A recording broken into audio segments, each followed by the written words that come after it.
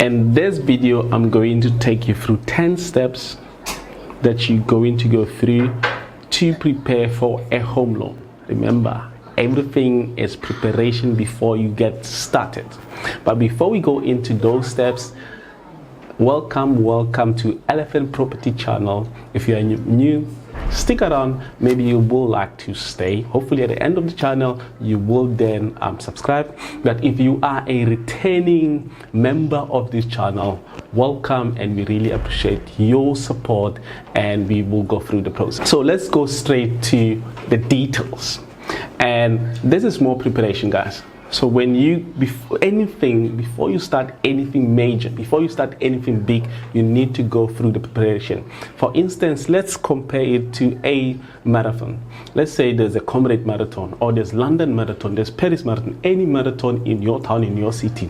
So before you can get started and participate, you need to prepare. You cannot just wake up today and say, you know what, I'm going to join the marathon and I will be running. And then that's like you'll be running for like 6 to 10 hours, and you not prepare, you will fail, obviously.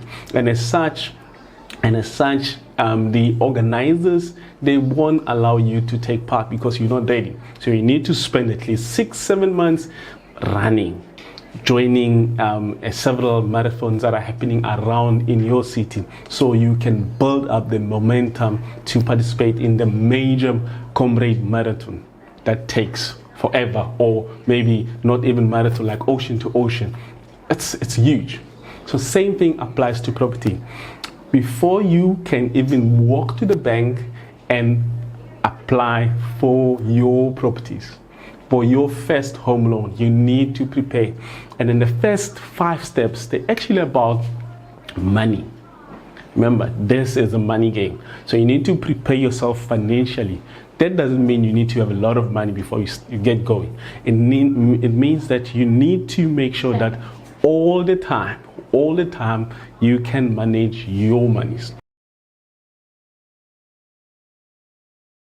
First step is make sure that you check your credit score and you improve it. And why is that? So this is one of the major things that the bank or the lenders are looking at it before they give you a loan. They decide, it's a deciding factor to say, you know what, this person, we're going to give them a loan or not. It's the same thing applied to the marathon.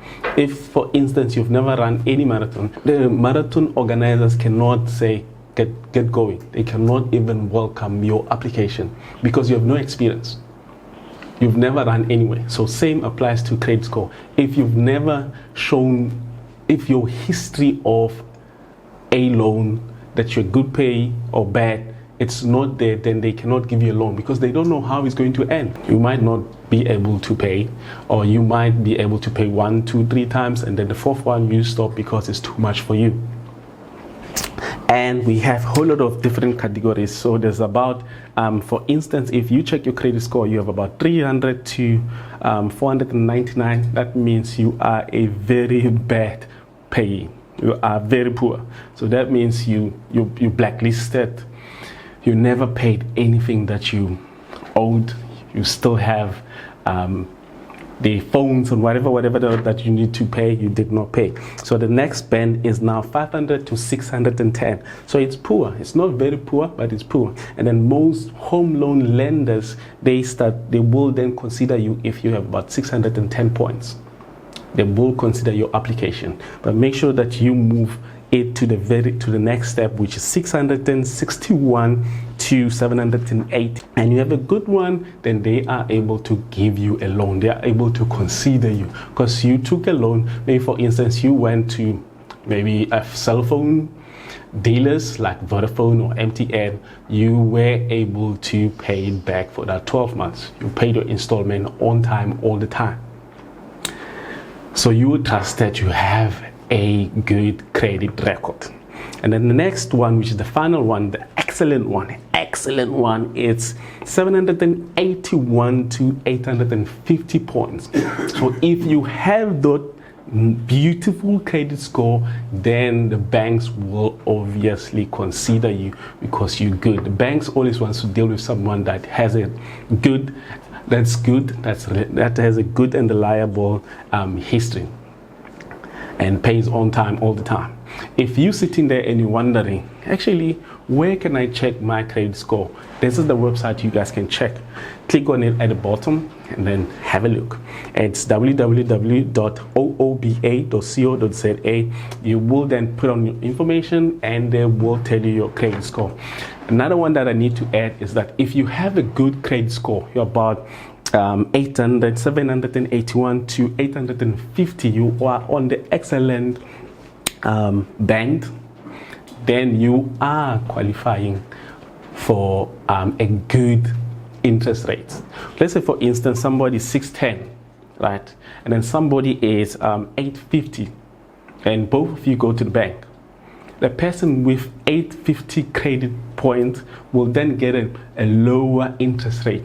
Why is that? Because they are reliable, they pay on time, they are very responsible people in a way, and you know, as they say all the time, the numbers don't lie. So make sure that you always pay your whatever that you owe on time to build yourself a good credit score. And that leads us to the second point, which is budget. Often we talk about budget like budget. We just talking about it. So budget, actually, guys, it's you planning your monies, all your incomes that come into, all the monies that come into your account, you're planning for them. Let's, for instance, your income is 100. You write it down, that's my income. And how are you then going to break it down? You're going to buy food, you're going to buy this and this and this. Remember, the money coming in cannot be, it should always be more than the money going out. It means the money that you spend. If it's vice versa, then it means you are overstretching yourself, therefore you cannot survive. So what you need to know is plan, go into your budget, write it down. Remember, writing it down doesn't guarantee that you're going to do it. So you need the discipline to say, you know what, I've decided, I've planned to use my money in this way, therefore I will do exactly that. Don't change things around. Don't have that that small ill discipline that's going to lead you to mismanaging your monies. And as you do that, you will then look, for instance, for I have an experience of that we once paid for something that we actually didn't need. For instance, we were part of the Virgin Active gym club, which we went once, twice a week. And then if you look at it and the amount that we're paying, that was not necessary. It was not an important thing. It was not a necessary thing. So we then took it off. As we take it out, then we're creating more money that's remaining in our account. As such, we can have that stretch and then maybe put it somewhere to save it or to do whatever you need to do. So all of it is manage your money well. Your budget then leads us to the third point, which is to reduce existing debts. The day, make sure that you get rid of them. What I spoke about is you're going to go into your budget, what is necessary, what is not necessary. So whatever that's not necessary, you take it off. As you take it off, then you take that money and you push it into any existing debt that you have. Remember, once you go to the bank and you apply for a home loan and you're still having loads and lots of loans on your neck, the possibility of the bank giving you it's going to be very small, because they will be heavy on you. So make sure that you go in there and you start paying your debt. And there's so many ways you can go about paying your debt. The snowball. Let's say, for instance, you have about 3 debts. Then what you do is you make sure that you look at the one that is low. The first one you're owing about 200. I'm going to use small money so it can make more sense. And then the next one you owe 500, and the next one you owe let's say 1,000. So what you do is snowball. You start with the small one. You put more money into small one. You finish it. Once it's done, so it means you only have 2 left. Then whatever that you are paying for loan number 1, then you combine that money, then you settle, you focus, you aggressively paying the second one. Once you finish it off, and then you then going to go put the loan amount, repayment amount for the first one and the second one together, and now you're going to aggressively pay for the third one. Then in that way you're going to pay it as quick as you can. There's lots of ways that you can pay loans and different strategies. There's avalanche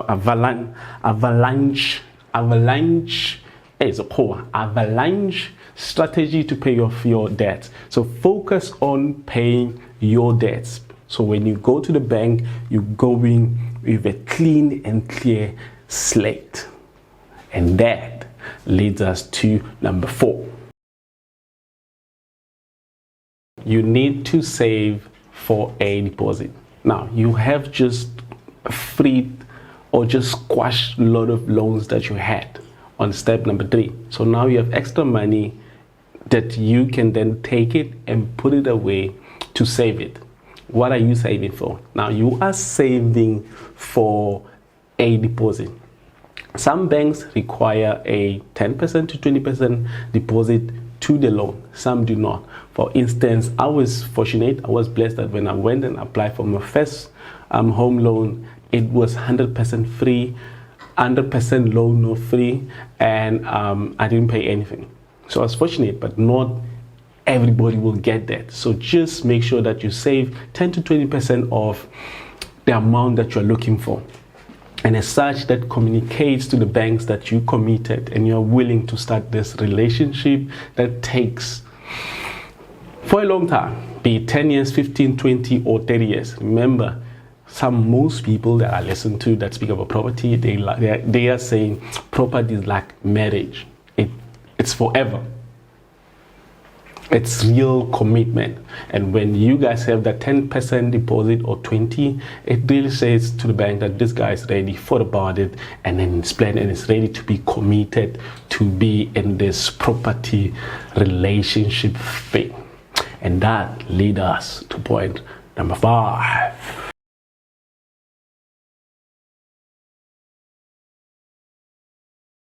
So far so good, and it's still about the money. Number 5, make sure that you maintain financial stability. Don't fall off. Don't fall off. Say, you know what, you paid off, you reduced, you did that, you have enough money that you saved for your deposit. Now you can go and enjoy life. Don't enjoy life yet. Wait. You will enjoy life later.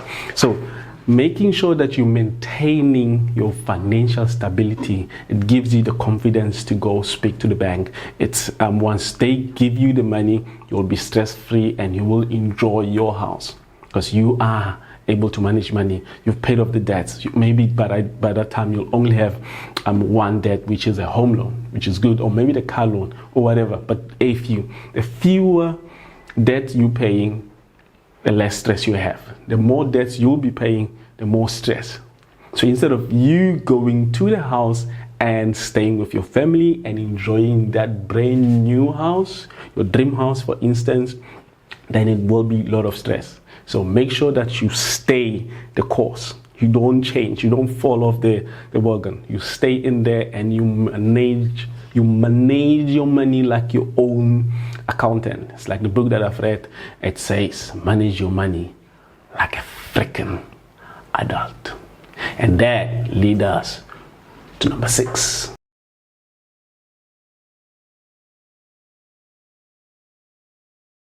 You are set. Now you're going to start researching about different home loans from different banks. Which banks you're going to be talking to. For instance, you're going to look at the prices.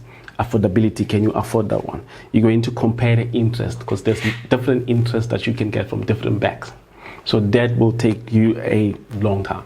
And you will then decide, the long term, am I going to go for 10 years? Am I going to go 15, 20, however long? But when you do that, remember, the shorter long term, the less interest you're going to pay. The longer long term, the more interest you'll be paying. Shorter, low, long, more. So you have to take that into consideration. You'll be always looking at the different lenders, the banks, and you then decide if you're going to be fixed interest or adjusted. When South African Reserve Bank changes the interest, the repo rates, they move it up and down. If it's not fixed, then your payment will always go up and down based on the repo rate and the interest rate that will be changing. If it's fixed, then it's not going to change. You will be paying same amount of money throughout the term, the loan term.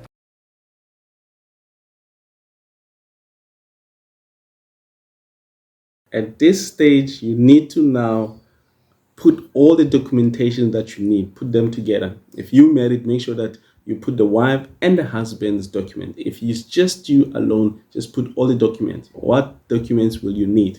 You will need your bank statement, at least 6 months bank statement, and you will need your IDs. You will need to make sure that you go back and you check with all the people that you were paying them, that all the debts that you paid, that they are closed properly, and if possible, ask them to send you confirmation letter that they're all sealed and closed. You need to get your marriage certificate. You need employment confirmation history, proof of residency, that's a water bill, or your account for your what you call your clothing account or water.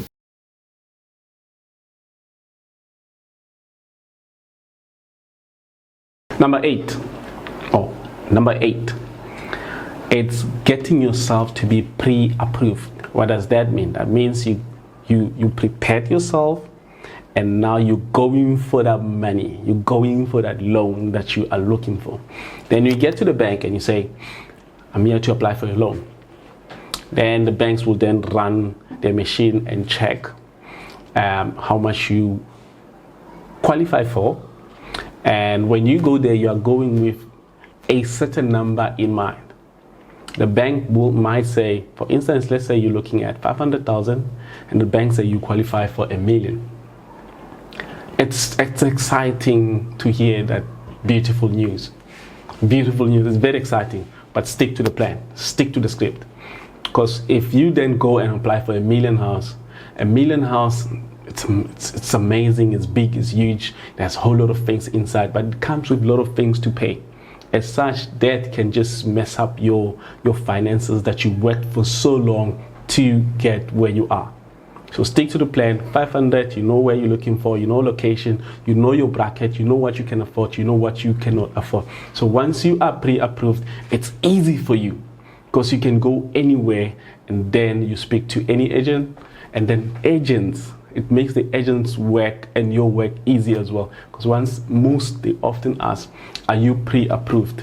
They actually want to know that, have you went to the bank, spoke to the bank, and they told you that the money that they promised to give you, the money that the bank say, you know what, this is certain, we will give you that money.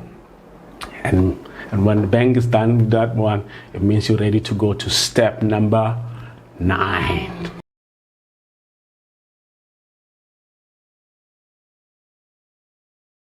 We are almost there. Number 9, you need money. And you'll be like, man, you're confusing us, Elephant. I'm not confusing you. I'm just saying go and make sure that you exhaust all the avenues of money that you can get from. For instance, a few of us are not aware of this. I was not aware. That's why I'm mentioning it, and that's why I'm making it number 9. For instance, I got my loan, my home loan, and I was paying, I think I paid for about a year or 2. And I was not aware that by then I was a teacher working at Gauteng Department of Education. I did not know that Gauteng Department of Education can then give me money to say, you know what, you have a home, then they give me home allowance. And when I went and I got that money, it made a huge difference. So go out there and exhaust all. Check with your employees, check with your accountants, everybody that you think you can get money from, do exactly that. And there's like government subsidies. If it's a house, then it's a government subsidy. Check what the government is subsidizing you for. take advantage of all the monies available to you. So when you get in there, you go in with confidence, with a lot of money. Then you are able to do whatever you want to do. More money means reduce stress. More money means you're able to even do a project in your house.